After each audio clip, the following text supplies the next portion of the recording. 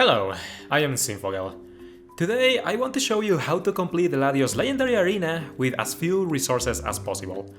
There are a lot of ways to approach this battle, but even 1-5 free-to-play sync pairs can do really well with the correct setup. Let's get started.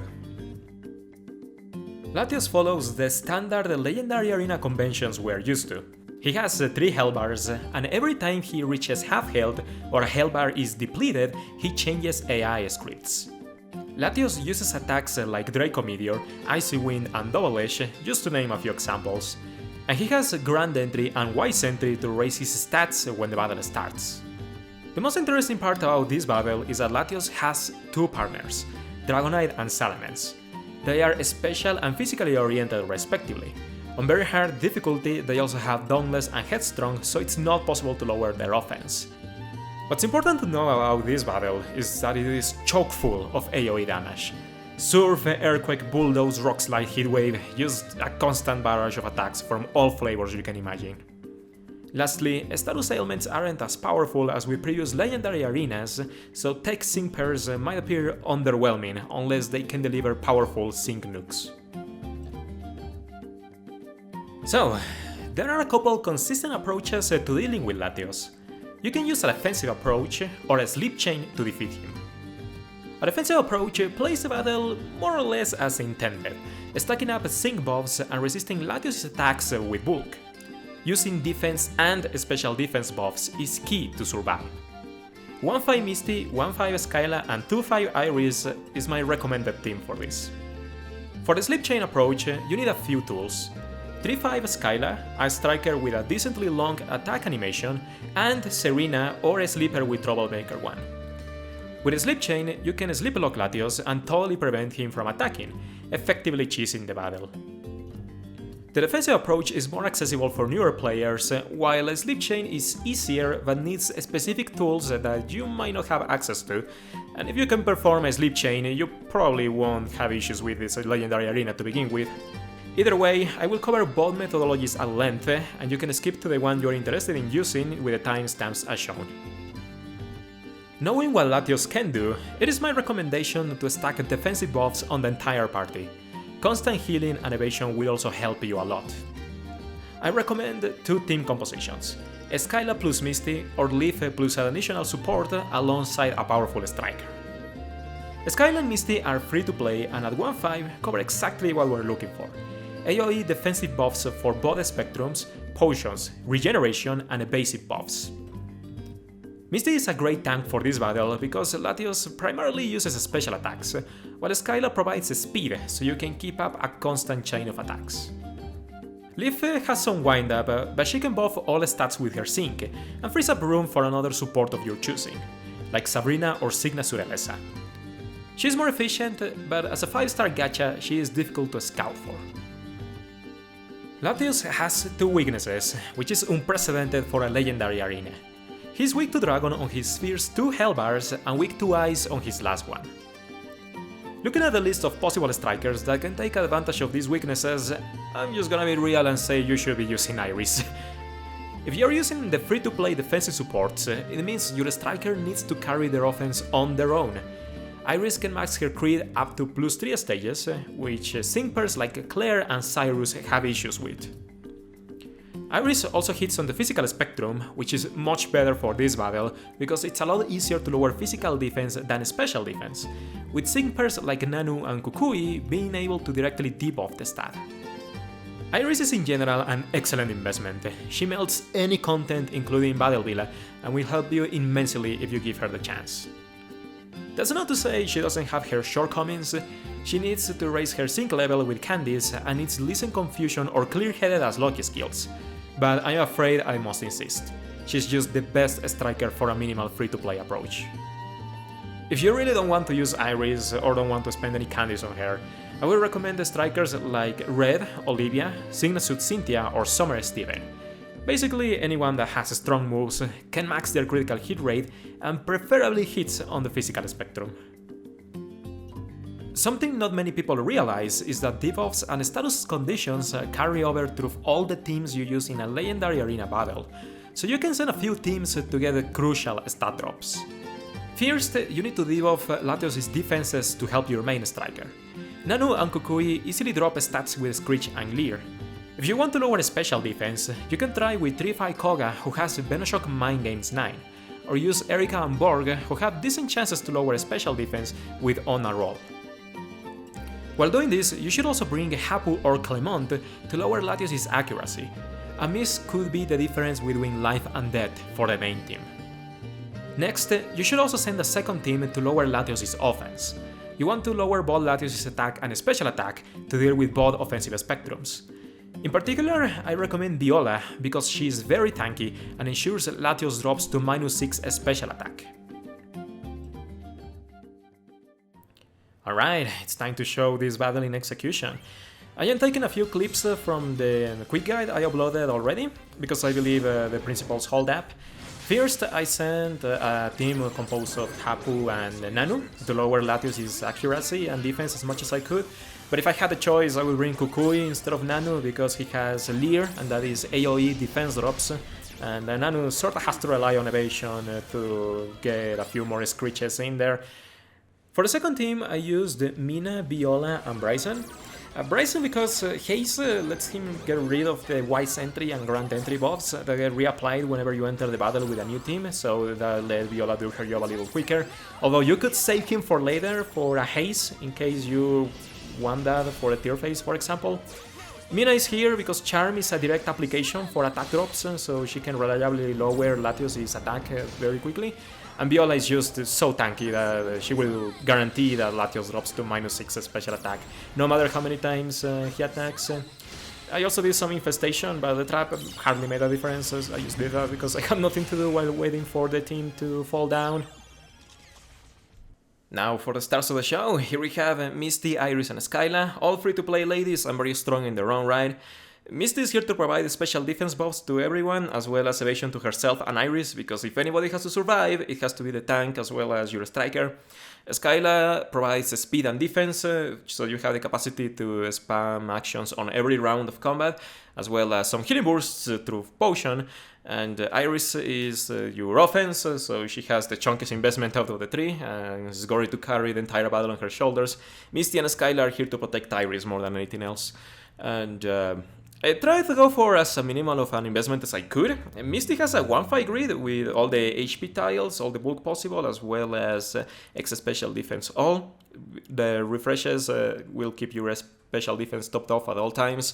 Skyla has a very minimal 1-5 grid as well, with Take Flight NPR and Unbending, which are arguably skippable, but what you really want is Potion NPR, so that you have the chance of giving an extra healing burst, and that can be the difference between life and death. Last but not least, we have Iris, who has the chunkiest investment. This is a 2-5 Iris. You can get a candy for her from the Cyrus event. And really, out of 2-5, what you get the most is Aurish MGR, which can help you on a solo if at the end of the battle both Misty and Skyla die, which is very likely to happen. You could maybe get by with a 1-5 grid, because what you need the most is you're going down Endurance to have the chance of tanking an extra attack at the very end, and carry on so that your attack raises whenever you slay a foe or when your friendly units dies, and just overall get the most string you possibly can, but I highly recommend the 2-5 grid. Now, what is not accessible is the unit potential. You might notice that I have some extremely chunky units right here. I got Starmie with 4 stars, I got Skyla and Iris at 5 stars as well. And this is an unfortunate byproduct of being a day 1 player. Like, I just had the opportunity to pull a lot and invested on these free-to-play units, which are extremely strong for Battle Villa. If anything, Skyla should be your first ticket investment, because she's just that good. The literal second best support in the game, only second to 3-5 Sabrina. Either way, if you can help it, you need tickets for Misty, because each star gives you plus 40 HP and plus 20 defenses, which I am not going to lie, do make a difference, especially for these battles where you need to tank a lot. But any shortcomings from the defenses can be made up through Flock, through Evasion, or through Potion NPR, so don't beat yourself too hard over it. Give all your tickets that you have to Misty so that she tanks a little better. But I also needed to give me a break here, because please understand that Legendary Arena Very Hard is the literal hardest content in Pokémon Masters, and they want you to pay for the banner units so that you don't have these workarounds through free-to-play units. So please understand that I am doing my best here, and if I could remove my unit potential, I would do it, but it is not possible, I'm afraid. And this is my account. I am not going to reset use for this, so this is just something we will have to deal with together. Now for the actual battle itself, let's get this show rolling. Now, this is a 3v3 battle, so it's essentially the same as a regular trainer encounter. You get to buff all you can. If you get any refreshes, you want to use them as soon as you can. Remember that this battle is all about spamming AoE damage, so you want to protect Iris from that as much as possible, especially if she is 3 stars. You will notice that she takes quite a bit of a beating, and you will have to babysit her through potions. So once you're done buffing, you want to start targeting Dragonite, mostly because I believe Surf is harder to deal with, for Iris in particular. She has a bit of a lower special defense stat. But you might notice that I am also doing 3 actions per round, and this is a simple basis for combat in this game. You want to get to your sync as soon as you can, so every round of combat it's 3 opportunities you have to get 3 ticks on your sync countdown to get closer to the next sync move. And if you didn't know, syncs in this game increase your damage by 50%. You get a sync buff that stacks, and this is the reason I don't recommend taking out the sides with another team, because you want Iris to get these sync buffs so that she can deal better with the second and third phases of the battle.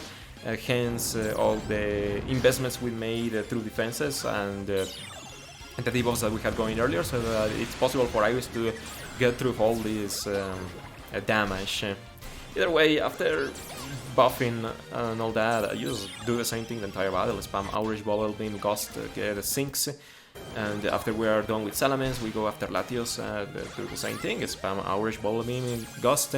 But after all the sync stacks that we got going, even a 2-5 Iris deals some very respectable damage. 6,000 per Aurish is nothing to scoff at. So, thanks to the debuffs help a lot as well. They really make a difference. It's almost like...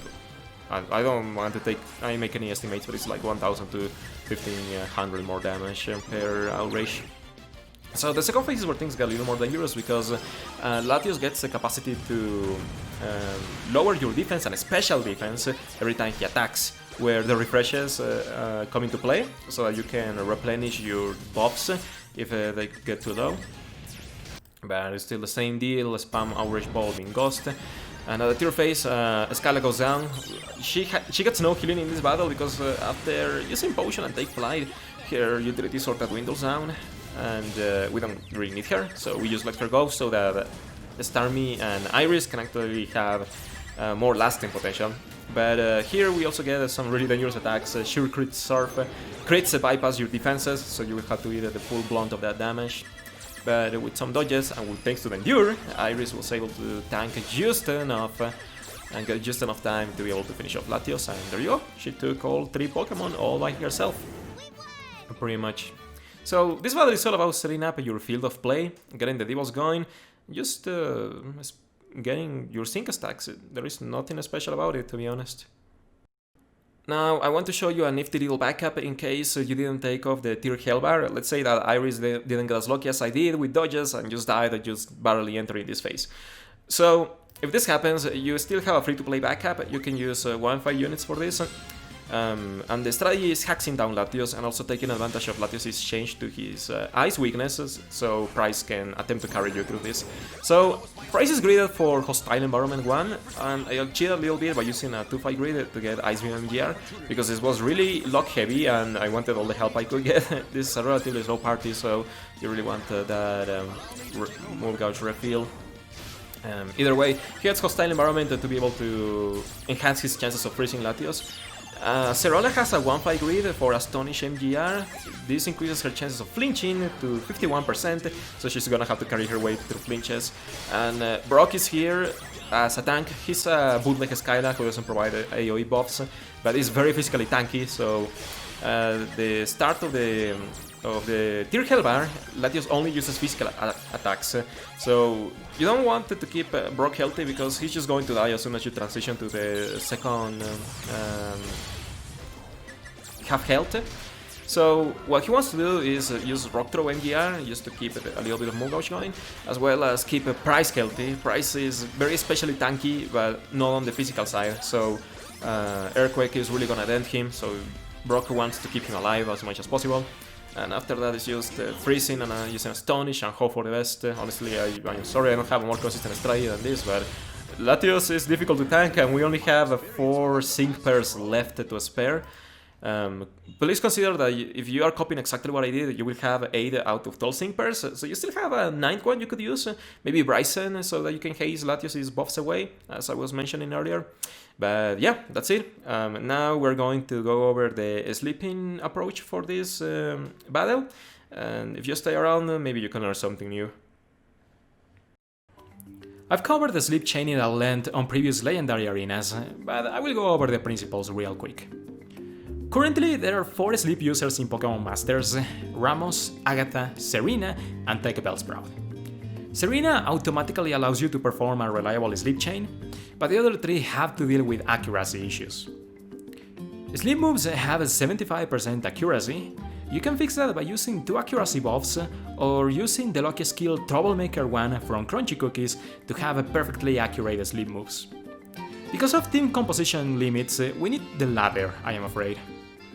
With our sleeper ready, we now need a skill with MGR 9 to deal with the peculiarities of Listen Sleep 8. Currently, only 3-5 Skyla and 2-5 Corina have access to such a skill, but I'll be honest and say you specifically need 3-5 Skyla. The reason this sleep chain works is because we are using long attack animations to have a predictable wake-up time for Latios, and Vacuum Wave MGR 9 is really fast, and narrows down the list of pairs we can use to a point I don't feel comfortable recommending. Ghost MGR 9 is much easier to use and is consistent for our purposes, besides the fact that Skyla also buffs speed to extend our list of options. If you really want to push the Corina approach, I'm gonna leave an excellent Reddit guide on using MGR 9 assisted sleep in the description. The Striker is probably the trickiest part of the sleep chain selection, especially if you're using Ramos because he's somewhat slow. We don't really care about the damage our Striker can do more than we care about a few characteristics. That they are capable of using an attack with a long, consistent animation, that they have a 100% accurate move, and they also have either a high speed stat or MGR. I personally tried and recommend Outrage Iris, Flame Charge Hilda, and Air Color Blue, but you can experiment and see if someone else works. Okay, here we have my team, which I believe is very consistent. We got 3-5 Skyla, as mentioned earlier, is absolutely necessary because you need Ghost MGR 9 to bypass the issues that normally come with a sleep chain in a Listen Sleep 8 enemy. Then I also set up a Ghost Staggering on her, mostly as a precaution, but because we need to add something additional on Ghost, some additional effect, so that it is able to bypass a weird fast wake-up glitch that happens on a phase transition during a legendary arena. And then we got Iris. This is a 2-5 grid. She's got Dragon Claw MGR tiles, just in case of an emergency, if she hits herself in confusion. She's also got some speed as well as Outrage MGR to recharge Gush. And usually you will always use Outrage, it has a very long animation, but if she hits herself in confusion, Dragon Claw is a backup. And then we got Ramos. Here's a good old 3-star Ramos, basically the same as when I first scouted him when the game launched. And he's got the Troublemaker 1 as a lucky skill, so he doesn't miss Sleep Powder, which is going to be very important. So first off, you want to have another team take out the sides, because we just want to focus on Latios, the others will interrupt the sleep chain, and you will need to send, I don't know, Torchic and Kindra or Torchic and Cyrus to take out the sides. That will be simple, they are not that difficult to take out as the battle starts, but once you have the sides out of commission, you want to buff up, and you got a couple rounds to do so. And first you want to Sleep Powder, then use Outrage, then use Ghost, then you get a wildcard action, and then you hold out on Ramos' turn. I'm going to have the exact chain of attacks that you have to perform on the side, and I will go a little more slowly, but in essence, let's run through this a little bit quicker. A little bit slower, pardon me. First, I'm using a Sleep Powder with Ramos, right? Then I use Outrage. You always, for this methodology, you always have to have an attack go before the Ghost.